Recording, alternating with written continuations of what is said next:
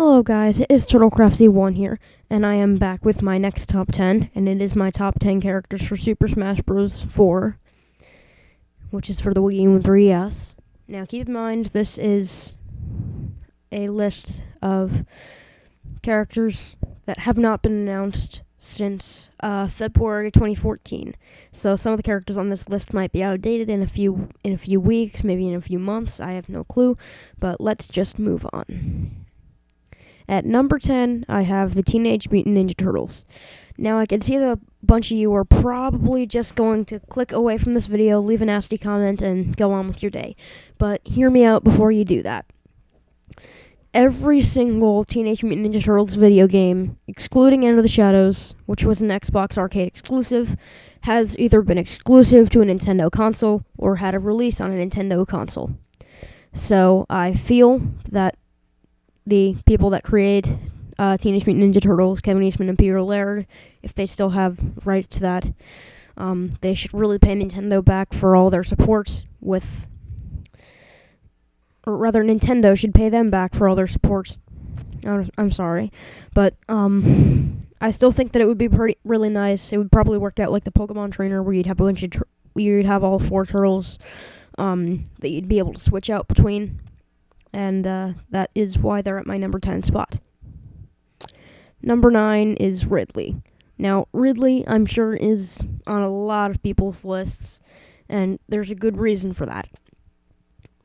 Metroid is a popular franchise for Nintendo, but not too popular, yet they've only had one representative for their franchise in Super Smash Bros. I mean, out of all the characters they could have headed for Brawl, they just gave Samus another form.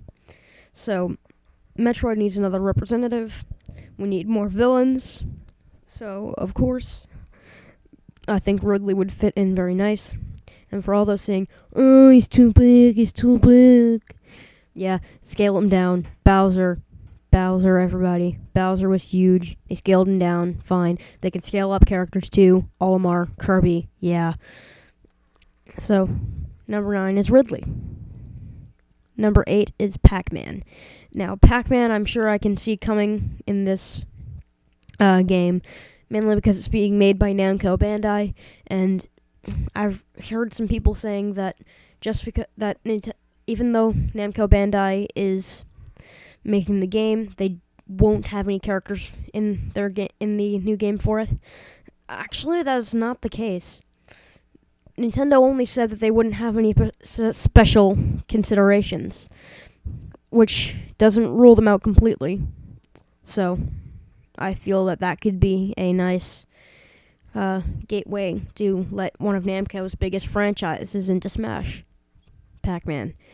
So I think they would use his modern design, because his classic design I'm not too fond of, and I'm sure a lot of people are more fond of the classic design, but I like this one, so I'd be happy if this one came in, and maybe they could have a classic costume skin for him, but this is the modern design, so if they were putting him in Smash Bros., this is the one that they would use.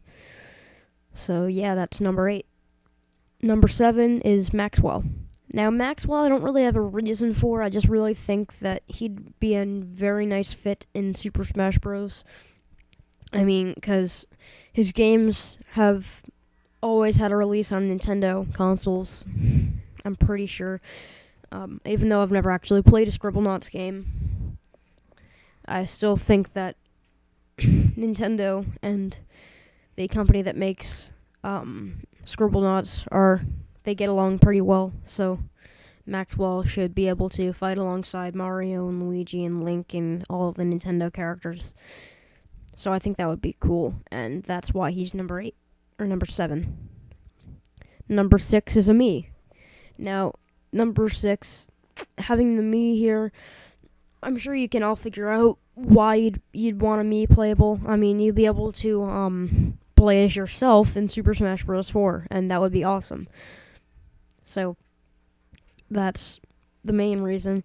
Also, I think you might be able to do something like Photo Dojo. That would be cool. If you could record sounds and stuff for him, for your characters, him or her or whatever it is. So, yeah.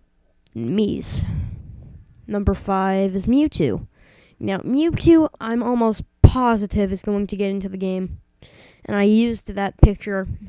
Honestly, I just thought it was the best 3D picture of Mewtwo that I could find. So that's what I used. But I put him here because not only do I feel that he's going to be in the game, that if he's not in the game, I'm going to be very upset with Nintendo. So, yeah, because Mewtwo, I was excited when I figured out that he was playable in Super Smash Bros. Melee, but when I unlocked him and tried to see what he was capable of, I really got screwed, and Mewtwo got screwed over in Melee, so I really think they should give him another chance, possibly with a Mega Evolution as his final Smash, possibly like Lucario. I think that's what his final Smash might be. So, yeah, number 5. Number 4 is Lynn. Now, they've always got, in every Smash Bros. Game, they have a new representative for Fire Emblem. In Melee, they had Marth and Roy. In Brawl, they had Marth and Ike. So I think in this game, they have already announced Marth, so I think they should announce Lynn or Chrom, whichever they feel. But I personally prefer Lynn, because we need more females in the game. So, yeah, number 4. Number 3 is Dark Pit or Pitu. Now, Pitu is on this list. I can swear I see these comments coming where I'm going to see a bunch of comments saying he's just going to be a clone of Dark Pit. Now, before you hit that send button, I would just like to tell you why he wouldn't be. First of all, his design isn't completely different from Pit's, but it's not completely the same either. They have some different costumes and things along the sides of them. And Kid Icarus Uprising had tons of different weapons, so they could give him some different weapons, have him differentiate from Pit, and I really think he would be a better character than Palutena.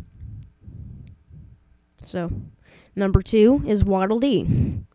Now, Waddle Dee, I just think that if they had to, they should have all characters in Super Smash. They should have all franchises in Super Smash Bros. That are like the main series ones have 4 characters being represented in the franchise. Like the Mario franchise actually has a lot, but the only ones represented by the little mushroom icon are Mario, Luigi, Peach, and Bowser. And then they also have the 4 characters that they have for Zelda, and they have 3 for Star Fox. I think they could replace Wolf with Falco, Peppy and Slippy, but that's not what we're here for. Waddle Dee, I just feel that he's another villain sometimes, and he has the spear, giving him a great moveset, some costume changes, I'm sure, and they need a 4th representative for Kirby, so why not? And number 1 is Greninja. Now, I really like Greninja. He was, I believe, number 8 on my top 10 list, my top 10 favorite Pokemon. So, I think he would be fitting the best for Smash Bros. 4, because in every new Smash Bros. Game, they always have a character to represent the new game that comes out for the new Pokemon game. Like in Melee, they had Pitu representing the Gold and Silver games. In Brawl, they had Lucario representing the game. In Super Smash Bros. 4, we've already announced Lucario, so he's just representing Diamond and Pearl again. But I think that if they were representing Gen 6, they would definitely need Greninja. He's probably the only one that would fit. So, he is number 1. Also, I really love his design.